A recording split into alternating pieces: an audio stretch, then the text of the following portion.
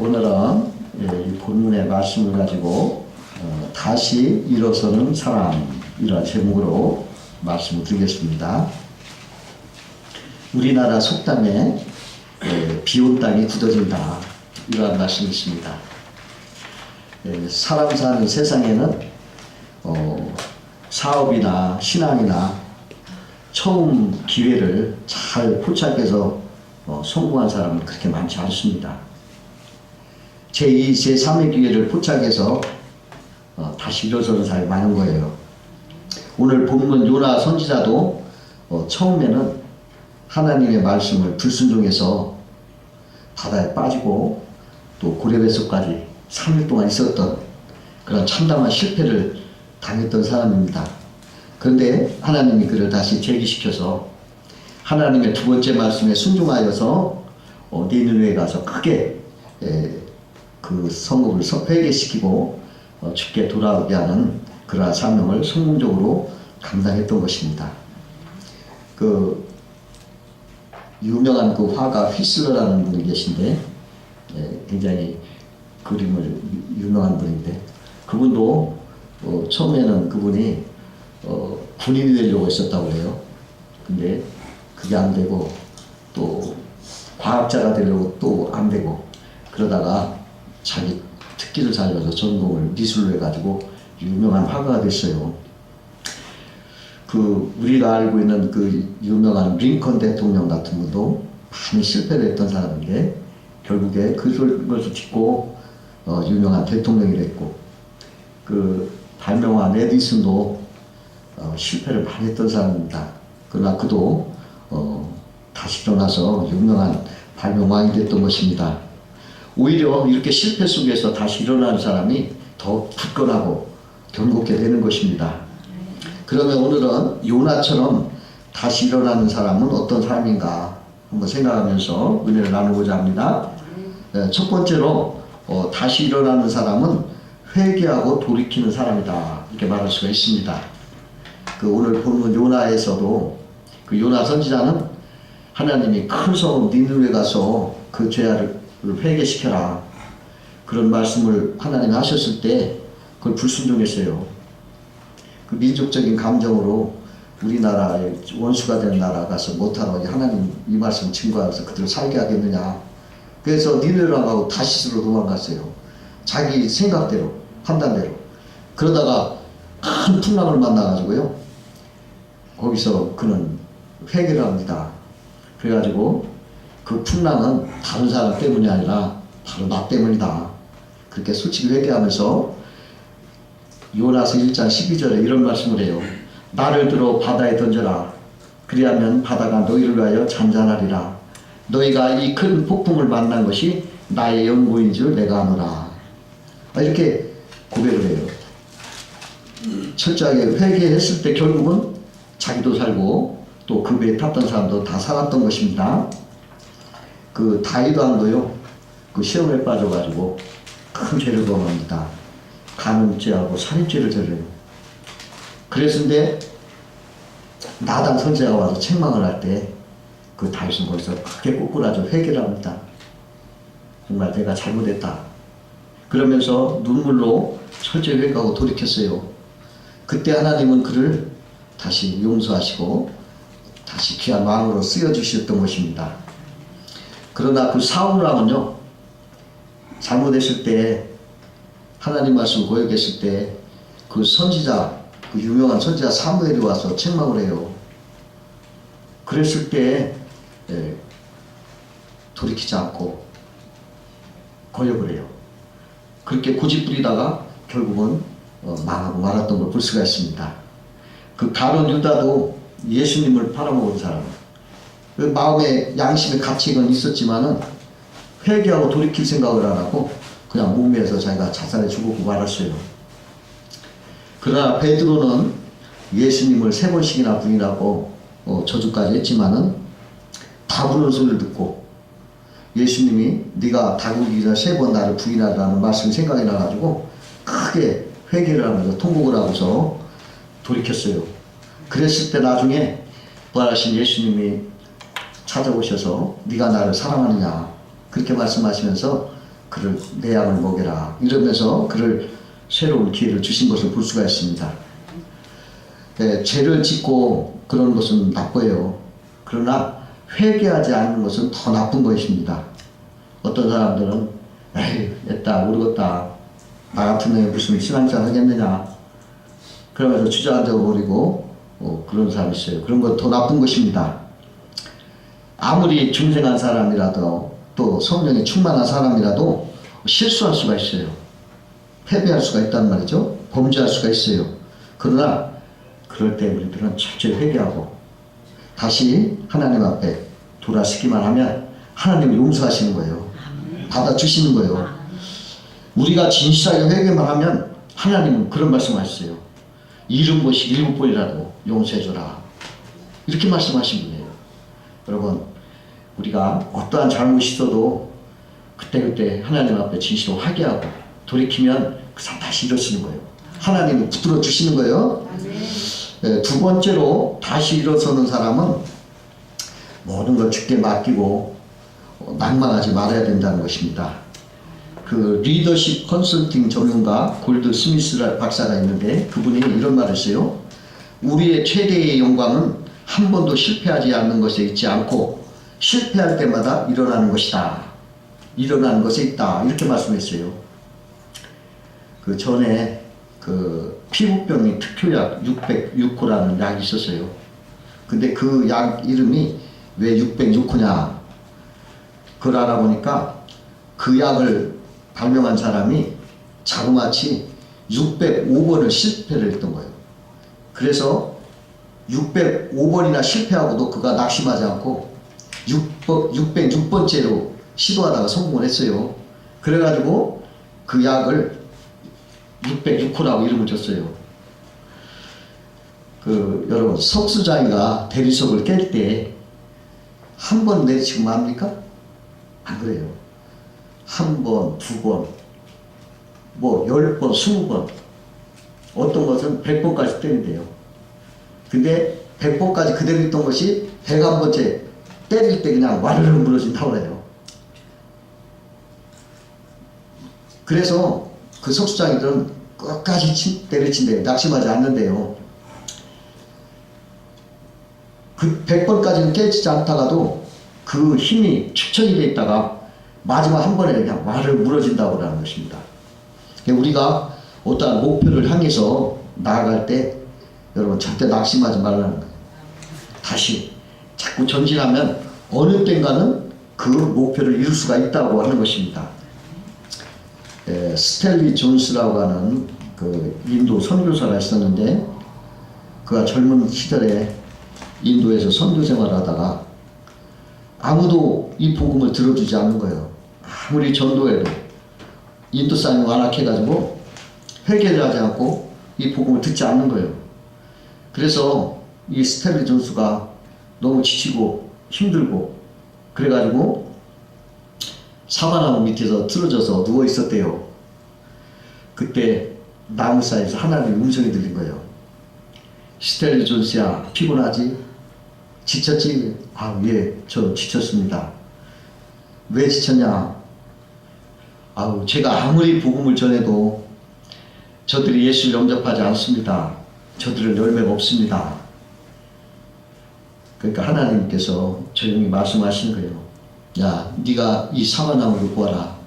이 사과나무가 지금은 열매가 없지만 지금 이 사과나무 뿌리가 땅에 있고 이파리가 하늘을 향해서 뻗쳐 있으니 이제 언젠가 좋은 열매가 맺힐 것이다. 너 절대 낙심하지 말아라. 그런 말씀을 하신 거예요. 그러니까 낙심했던 그 스탠리 존스가 그 말씀을 듣고 다시 일어났어요. 다시 시작을 했어요. 그래가지고 아주 크게 인도에서 그 스탠리 존스 아주 세계적인 선교사로 이름이 났던 것입니다. 굉장히 어려운 시련을 당한 헨리 무어스 목사님이 굉장히 시험을 크게 당해가지고 힘이 쫙 빠져서 낙망을 하고 있어요. 하루는 하나님께서 그 스탠리 무어스 목사에게 힘을 주시려고 그의 딸을 사용하신 거예요. 하루는 스탠리 목사가 그 무하우스 목사가 힘이 쫙 빠져서 어깨를 축 늘어뜨리고 집으로 들어오는데 응접실에서 앉아 놀던 딸이 반가게 맞아주는 거예요. 네 아버지가 뭐 들고 오니까 아버지 그 들고 오는 꾸러미가 뭡니까? 아 이거 엄마한테 줄 거다. 엄마 어디 계시냐? 그러니까 엄마는 2층에 있어요. 근데 그거 제가 들고 갈게요. 아니 너는 걷지도 못할 텐데 이걸 어떻게 들고 가니? 그러니까 그 아이가 이러는 거예요. 아이 그건 내가 들고 아버지가 나를 안고 가면 되잖아요. 그러더라는 거예요. 근데 그 말을 듣는 순간에 번쩍 성광 같은 영감이 떠올랐어요. 그 무슨 생각이냐면은 그 옳다. 하나님이 나를 이렇게 안고 계신데 내가 안고 계신데 왜 내가 그토록 내가 좌절할까? 그냥 주님 앞에 그냥 맡겨버리자. 그런 생각이 들면서 그냥 그 무거운 짐이 탁 떨어진 거예요. 주님 전능하신 하나님 의지했을 때 승리자가 됐어요. 예수님이 뭐라고 하시냐면 나는 포도나무를 가지다 그랬어요. 자, 우리가 주님 앞에 붙어있는 사람이에요. 예? 주님 앞에 우리가 지금 붙어있어요. 그리고 주님은 포도나무와 가지처럼 내 안에 계셔요. 하나가 돼서. 자, 그러니까 나는 우리 주님 앞에 태워져 있잖아요. 그러니까 내가 짐을 주님 앞에 맡기면 돼요. 그냥 내려놓으면 돼요. 타만 놓고. 그리고 낙심할 거 없어요. 주님이 다 알아서 해주실 걸 믿고 즐겁게 생활하면 돼요.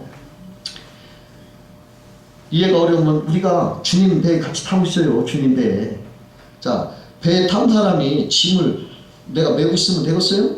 배에다 놓아야죠. 그렇죠? 옛날 어느 선교사님이 시골 아람네를 짐을 무거운 짐을 끙끙 가니까 불쌍해서 안 돼가지고 차를 세워서 타라고 했단 말이에요. 그 타고 한참 하는데 이렇게 뺑느라고 보니까 앉아서 이렇게 지고 있는 거예요. 짐을. 아유 그거 왜 짐을 이고 있냐고. 그거 놓으라고. 그 아줌마가 아유 내 몸만 타는 것도 미안한데 이 짐까지 내려면 어떡하냐고 하더래요. 그 어리석은 말 아니에요. 하나님 배에 탔으면 다 내려놓으면 돼요. 네? 우리가 가지니까 우리 주님 앞에 탄 거예요. 그러니까 뭐 어떤 경우라도 그냥 내려놓으세요. 주님 앞에 다 맡겨버리면 주님이 알아서 해주시는 거예요. 그걸 내가 안고 가니까 무거운 거예요. 여러분 무거운 짐 내가 주님 안에 있고 주님이 내 안에 계시고 그냥 주님 배 안에 탔다. 내 짐을 그냥 놓자. 그냥 놔버려요. 맡겨버려요. 그 맡긴다는 말은 홀이라는 말이에요. 돌린다. 높은 산에서 바위로 밑으로 굴러내릴 때 막 바위가 밑으로 막 내려가잖아요. 그 뜻이에요. 맡겨라. 여러분 고민되고 긴장되는 모든 거 그냥 바위로 산에서 밀어버리면 내려가는 것처럼 그냥 주님 앞에 맡겨버리면 되는 거예요. 그럴 때 그 사람은 다시 일어설 수가 있어요. 무거운 짐 갖고 있는 사람은 일어설 수 없는 것입니다. 세 번째로 다시 일어서는 사람은 긍정적인 생각으로 합력하여 손을 이루는 주의 섭리를 꼭 믿으라는 것이에요. 실패한 과거를 집착하는 사람이 있어요. 그런 사람은 결코 성공할 수 없습니다. 그런 사람은 훌륭한 신자도 될 수가 없는 거예요. 이사야서 43장 18절 19절에 보니까 너희는 이전 일을 기억하지 말며 옛적 일을 생각하지 말라. 보라 내가 새 일을 행하리니. 이 사탄마귀가 언제나 지난 일에 집착을 시켜요. 자꾸 지난 일을 생각하게 되고 나쁜 과거를 집착하게 하거든요. 여러분 이거 마귀에 잡히면 안 돼요. 그런 것은 여러분 잡히지 말아요. 그리고 긍정적인 생각하면서 전화위복을 해야 돼요. 이게 무슨 말이냐면 그 요셉이 형들한테 고난을 당해요. 형들이 그냥 요셉을 그냥 옷을 빼앗고 그냥 벗은 몸으로 애국으로 종으로 팔아버렸어요. 근데 요셉은요 그 나쁜 기억을 생각하지 않고 형들 얼마나 불평하지 않았어요. 그리고서 뭐라고 하냐면 오히려 형들이 나를 애국에 오게 해서 내가 만유의 생명을 살리게 하는 기회가 되었다. 이렇게 미안해하는 그 형들한테 그런 말을 해요. 만약에 요셉이가 그 과거의 그것을 생각하면서 원만 불평했더라면 요셉 총리 안 됐죠. 절대 안 됐어요. 근데 과거 그냥 버리고 오히려 그것 때문에 내가 여기 와서 총리가 돼서 만민의 생명을 살게 됐다. 그 나쁜 과거를 신앙으로 전화해보시켜서 좋은 합력하게 선물을 하나님의 뜻이었다. 이렇게 좋게 생각을 했어요. 그래야 성공할 수가 있습니다. 그 서정주 시인이 국화 옆에서라는 아름다운 시가 있습니다. 여러분 이 시는 우리나라 대부분의 사람 다 들어보고 알 거예요. 제가 한번 적어봤는데요. 한 송이 국화꽃을 피우기 위해 봄부터 속적새는 그렇게 울었나 보다. 한 송이 국화꽃을 피우기 위해 천둥은 먹구름 속에서 또 그렇게 울었나 보다.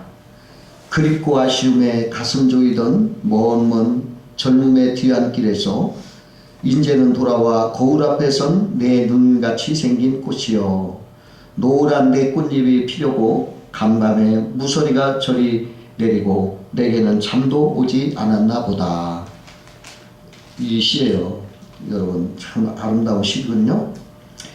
한 송이 국화꽃을 피우기 위해서 수많은 슬픔의 울음과 천둥과 먹구름이 있었다. 이렇게 말하고 있어요. 과거의 슬픔, 천둥과 먹구름은 아름다운 국화꽃을 피우기 위해서 조연이 됐다. 조연이 됐다. 이런 말하는 거예요. 그 아픈 과거의 실패가 오늘의 아름다운 영광의 밑거름이 돼서 이렇게 국화꽃이 활짝 피었구나. 이런 뜻이에요. 이것은 과거에 우리에게 닥치는 울음, 슬픔, 천둥, 번개, 기억하기도 쉽고 말하기도 싫은 그러한 것들이 오늘날 아름다운 영광을 피우는 꽃의 거름이 돼서 국화꽃이 그렇게 아름답게 피었구나. 이것이 바로 로마서 8장 18절 이런 말씀이에요. 하나님을 사랑하는 자, 곧 그 뜻대로 부르심을 입은 자들에게는 모든 것이 합력하여 선을 이루느라. 하나님을 사랑해서 하나님을 믿는 자는 어떠한 나쁜 것도 오히려 그것이 나중에는 합력을 해서 선을 이룬다. 좋아진다.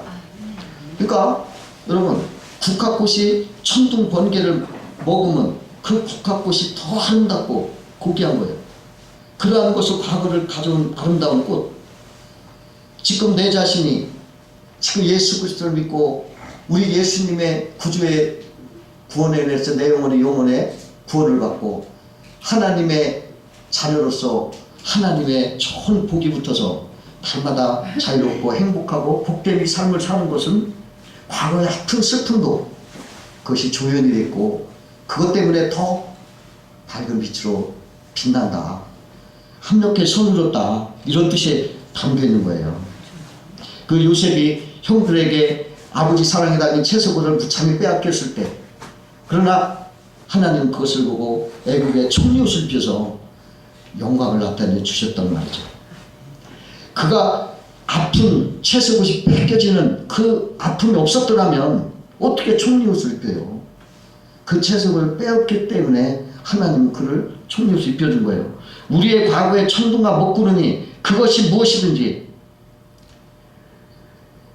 좋은 채색옷을 빼앗겠다 하더라도 하나님은 더 좋은 총리옷을 입히는 그러한 합력의 성의로운 하나님이시다. 이렇게 여러분들 감사하면서 여러분들 이 땅을 살아가셔야 돼요. 아멘.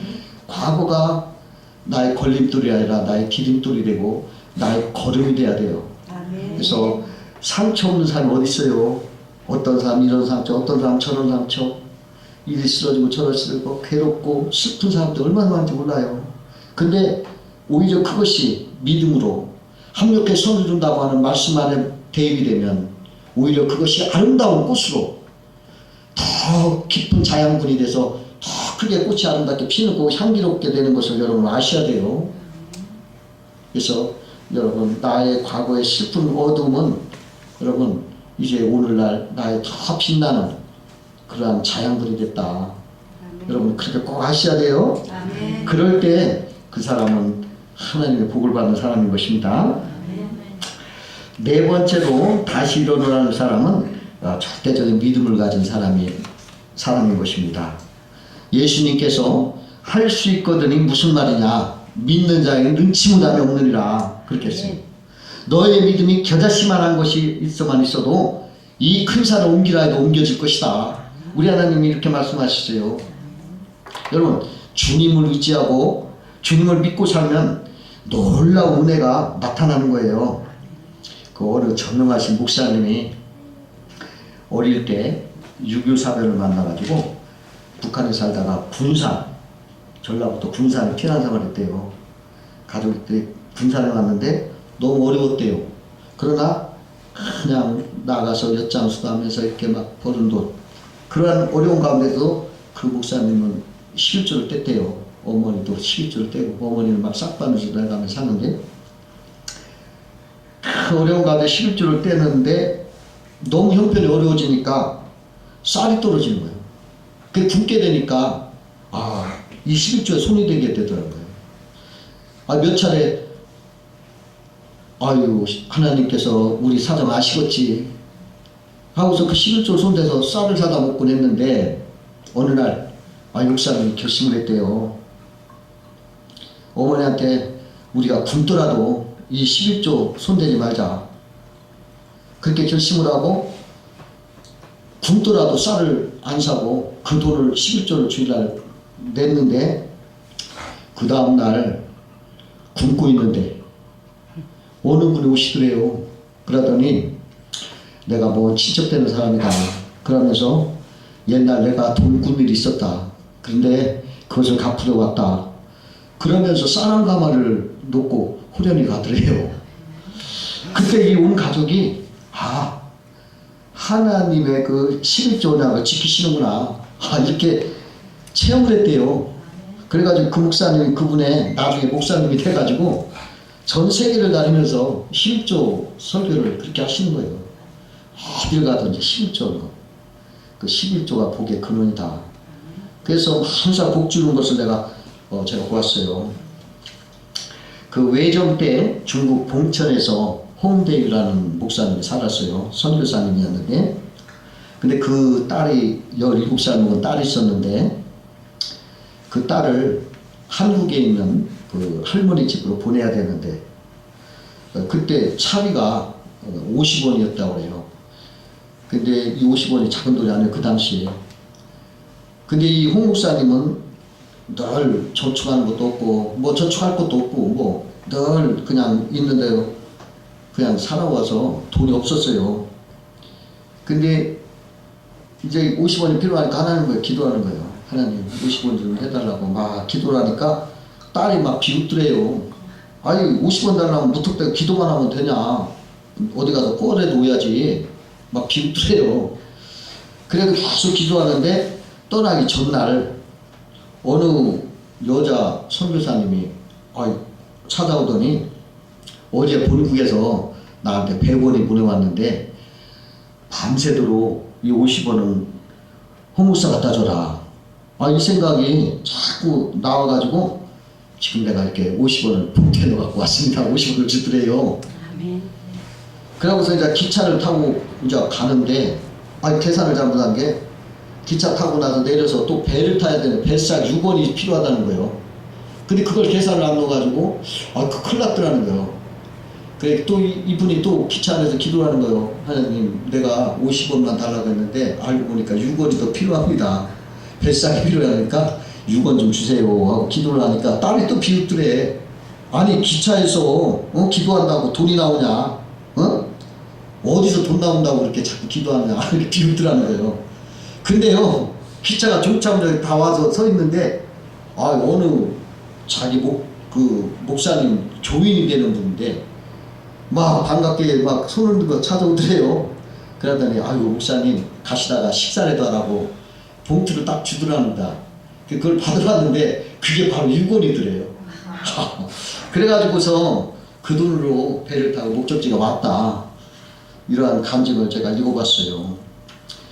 하나님은 믿는 사람에게 세상 사람이 알지 못하는, 예측하지 못하는 하나님의 은혜가 있는 거예요. 아멘. 여러분 그걸 믿으셔야 돼요. 아멘. 시편 37편 23절 24절 이런 말씀이 있어요. 여호와께서 사람의 걸음을 정하시고 그의 길을 기뻐하시나니 그는 넘어지나 아주 엎드러지지 아니함은 여호와께서 그의 손으로 붙드심이로다. 아멘. 하나님이 붙들어 주신대요. 여러분 넘어져도 믿는 사람은 하나님이 붙들어 주신다니까. 넘어지지 않고 일어설 수 있다는 거예요. 여러분 믿는 사람은 하나님이 넘어져도 붙들어 주신다는 걸 믿고 여러분 다시 일어서시길 주의 이름으로 축원합니다. 네, 기도하겠습니다. 사랑하는 하나님,